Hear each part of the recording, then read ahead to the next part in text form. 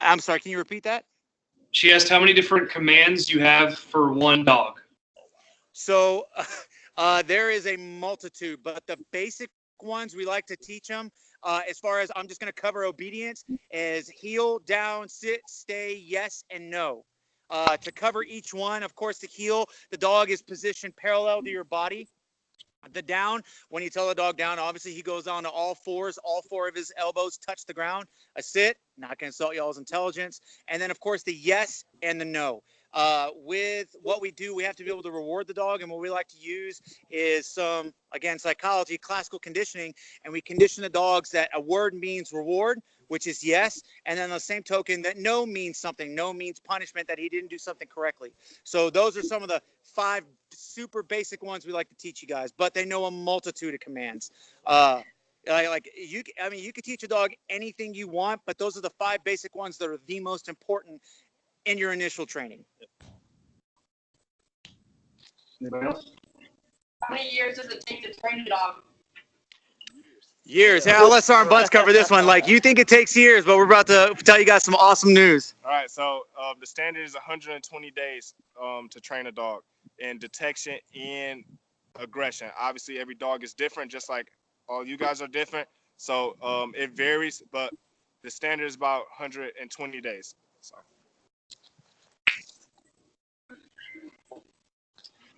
Anybody else? Where do the retired military dogs go?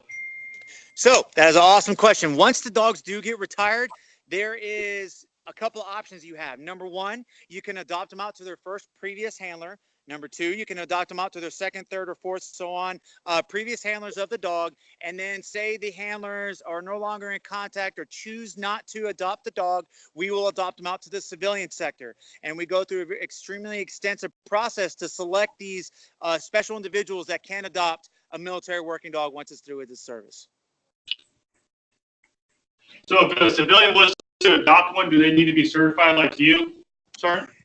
They do not. All they have, there's certain requirements that the DoD pushes out for legality purposes, but they do not have to be a previous handler. Of course, once the dogs get adopted out, we want them to live like a, I don't want to say normal life because that sounds, we want them to live a comfortable life for their last couple years on this earth. So you do not have to be a working dog handler to adopt these dogs. What kind of diet do you have for the dogs? So all our dogs get fed the exact same food, depending on, of course, their nutritional needs. But typically, it's Purina Science Diet Active. So that's who our current provider is for all our food for our working dogs in the DoD. Dogs have to be physically fit. Yep. And then like Sergeant Bunt said, number one thing, like on top of our daily duties, we have to go through conditioning with the dogs. So not only do we PT as the Army, but we also take our dogs for PT. So we take our dogs for runs, rucks. We do different various exercises and a very rigorous routine with these dogs to keep them, like Sergeant Bunt said, in super tip-top shape because we, of course, all our missions require us to be physically fit and able to perform our jobs. Where do you guys get your dogs? You want to tackle that one? Yes.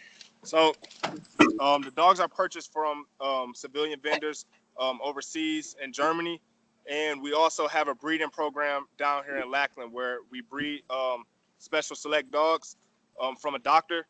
And that's where we get the dogs. We also have a place in Connecticut where different vendors come and sell us dogs that meet our requirements.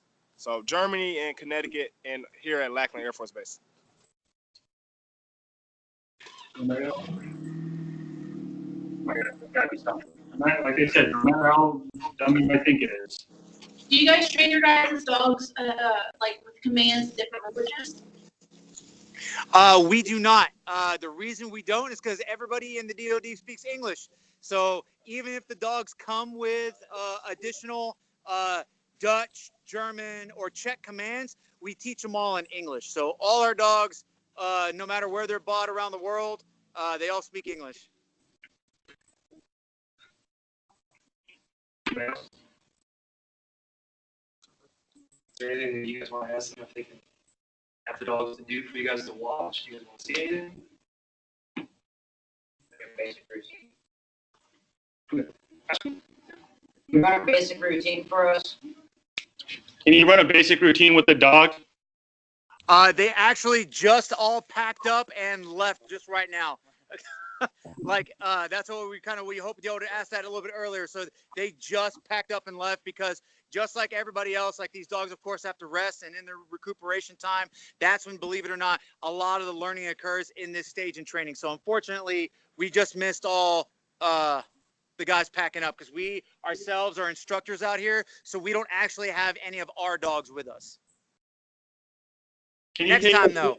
Or, like I said, when you enlist in the Army, you can work the dog to your heart's content. Can you walk us through your day-to-day routine, Sergeant?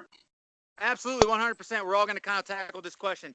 So day-to-day routine, number one thing is, of course, the dogs have to get fed in the morning. So with feeding, usually happens first thing in the morning. As soon as we feed them, we like to feed them roughly 2 or 3 hours before we conduct physical training. And then we get to our kennels, we pick up our dogs, and we'll go for a dog run, dog ruck, and we'll conduct our physical training.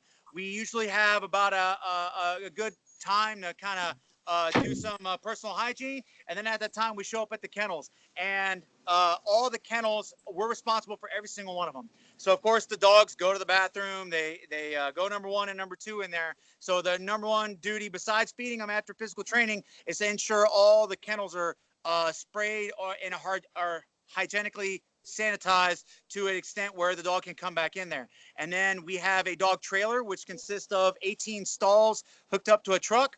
We load up all the dogs in there, and then we'll usually head out to training for detection training. I'll let Sergeant Meeks pick up from there.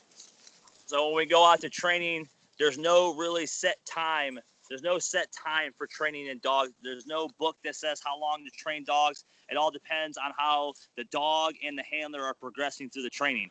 We'll split up training between substance detection for explosives or narcotics, and we'll also do our obedience and our patrol training. And it typically lasts anywhere. You'll usually get outside for training around 9 o'clock in the morning at a typical kennels, and most of the time you get back around 1700, so about 5 o'clock or so to start putting up for training.